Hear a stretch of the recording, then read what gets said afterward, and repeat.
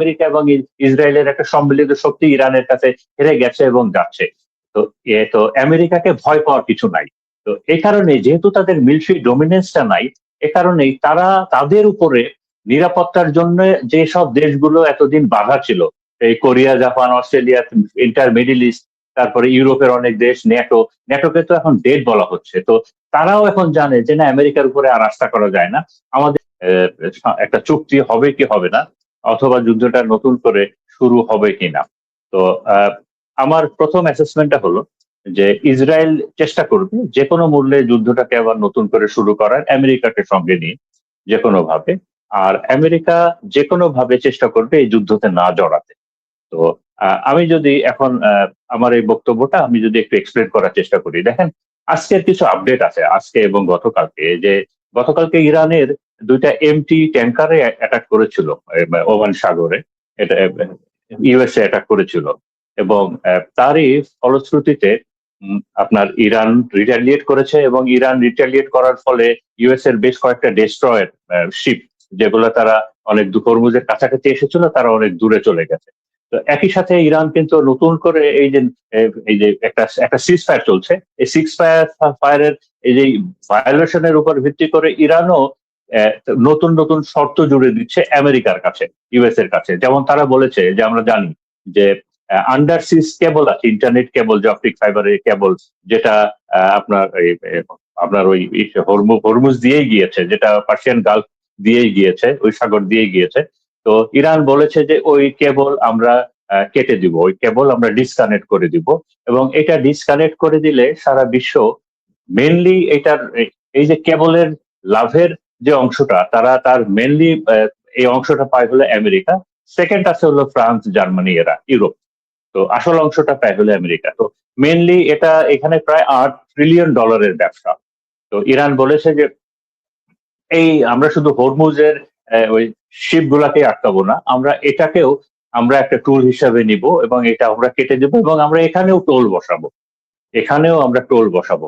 এবং আহ, ইরানের তারা আরো বলেছে যে এই যে আরবের যে দেশগুলো আছে, যেসব দেশগুলার বেজ ব্যবহার হয়েছে এবং হবে আমাদের দেশের আক্রমণের জন্য, আমাদের দেশের ধ্বংসের জন্য, ওই দেশগুলোকে আমরা ছাড়বো না। ওই দেশগুলোকে আমরা ইসরায়েলের মতো করেই ট্রিট করতে থাকবো, এই এলাকাতে, এই পার্সিয়ান গালফ এলাকাতে এবং এই এলাকাতে।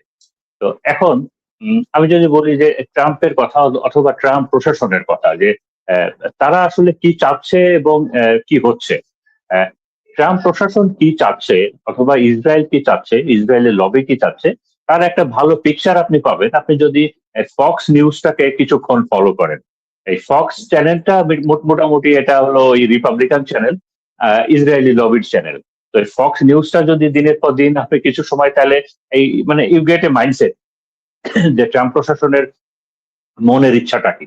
তো গত 20-25 দিনে তারা চেষ্টা করেছে এবং সবগুলো ফিজিবিলিটি যাচাই বাছাই করে দেখে যে এই সেকেন্ড ফেজ যুদ্ধটা, এই সামনে এই যে এখন যে একটা পজ চলছে এই সিজফায়ারের পরে, সেকেন্ড ফেজটা কিভাবে শুরু করা যায়, এবং তারা চাচ্ছিল সেকেন্ড ফেজটা ইরানের উপরে অনেক বড় আকারে শুরু করার জন্য। কিন্তু তারা এই বিষয়ে তারা যেহেতু তাদের আগের স্ট্র্যাটেজি কাজ করে নাই, নতুন স্ট্র্যাটেজি প্রণয়নেরও তারা অনেক চেষ্টা করেছিল, এবং তারা সব ধরনের হিসাব কিতাব করে দেখেছে যে সেকেন্ড ফেজটা যদি তারা শুরু করে যুদ্ধের, এইটাতে তাদের পরাজয় হবে। মানে এখন পর্যন্ত তো আমেরিকা স্টিল ক্রেডিট নিতে পারে যে তারা অন্য দিক দিয়ে পরাজিত হলেও সামরিক দিক দিয়ে হয়তো পরাজিত হয় নাই, বাট সেকেন্ড ফেজটা শুরু হলে যুদ্ধের ময়দানে সামরিক দিক দিয়েই আমেরিকা পরাজিত হবে। এবং তারা দেখেছে হিসাব করে যে মেনলি যুদ্ধ করলে তো তাদের আর্মি, নেভি, এয়ারফোর্স এই তিনটা দিয়ে তো করবে, তাদের আর্মি তো আলটিমেটলি মিলিটারি তো আর বুটস অন দি গ্রাউন্ড করতে পারবে না ইরানে, এটা তো ফিজিবল না, এটা তো এই সম্ভাবনা তো অনেক আগেই শেষ হয়ে গেছে। এয়ারফোর্স ব্যাটেলটাই তো গত 40 দিন ধরে চলেছে, এবং এই এয়ারফোর্স ব্যাটেলটা কোনো রেজাল্ট আনতে পারে নাই, বাকি থাকলো নেভি। এই নেভির উপরে তারা অনেক ডিপেন্ড করেছিল, এবং সবকিছু হিসাব মিলে তারা দেখেছে যে না, মিডিল ইস্টে তাদের যতগুলো বেস ছিল সবগুলোই তো ইরান ধ্বংস করে দিয়েছে। তো তারা আরব আমিরাতকে লঞ্চিং প্যাড হিসেবে ব্যবহার করে এইখান থেকে তারা কিছু আক্রমণের প্ল্যান করেছিল। এই কারণে আপনারা দেখেছেন যে গত 15 দিনে তারা অনেক কিছু সমাবেশ আরব আমিরাতে করেছে। তো আলটিমেটলি সেটাতেও কোনো পজিটিভ রেজাল্ট তারা পায় নাই। তো তার মানে এই যে যুদ্ধটা নতুন করে শুরু করবে, ইরান কিন্তু যুদ্ধ চাচ্ছে। এটা আমি মিডিল ইস্টের অনেকগুলো মিডিয়াতে দেখেছি যে এই যে একটা যুদ্ধ বিরতিটা চলছে, এতে লাভ হয়েছে ট্রাম্প প্রশাসনের। ইরান যুদ্ধটা চলমান থাকলে ইরানের লাভ হতো। মানে এটা এটা সমর স্ট্র্যাটেজি যারা আছেন তারা সবাই বলছেন যে যুদ্ধটা চলমান হলে ইরানের লাভ হতো।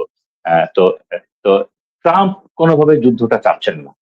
একই সাথে আমার হিসাবে আমেরিকার অনেকগুলো বিষয় এখন ব্রেকিং পয়েন্টে আছে, যে আর এক কদম গেলেই তারা ভেঙে যাবে। অনেকগুলো বিষয়।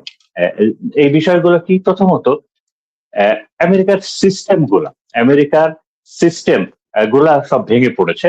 এই সিস্টেম গুলা ব্রেকিং পয়েন্টে আছে। যেমন আমি উদাহরণ দিই যে আমি ছোট একটা উদাহরণ দিই যে একটা যুদ্ধ শুরুর আগে তারা প্রথমে একটা ইন্টেলিজেন্স অ্যাসেসমেন্ট করে, সেইটার উপরে সেইটার রেজাল্ট ভালো আসলে তারপরে তারা সেটাকে ওই ডিফেন্স মিনিস্ট্রিতে দেয়।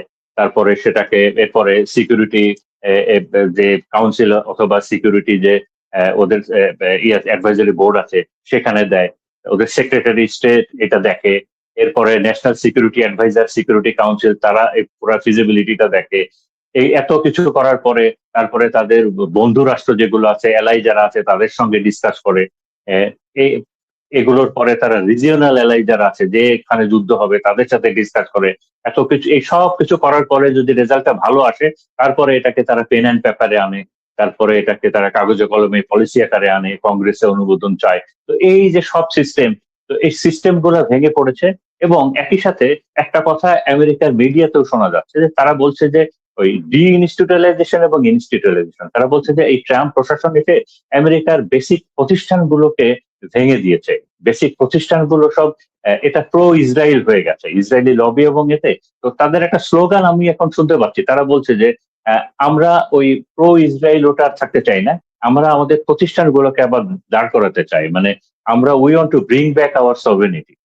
তো এর সাথে আমরা মিলিটারিও তাদের একটা ভঙ্গুর অবস্থা আছে। আমরা জানি তাদের সেনাপ্রধানকে বরখাস্ত করা হয়েছে, 12-14টা জেনারেলকে বরখাস্ত করা হয়েছে, নৌবাহিনী প্রধান নাই, জয়েন্ট চিফ অফ স্টাফ নাই।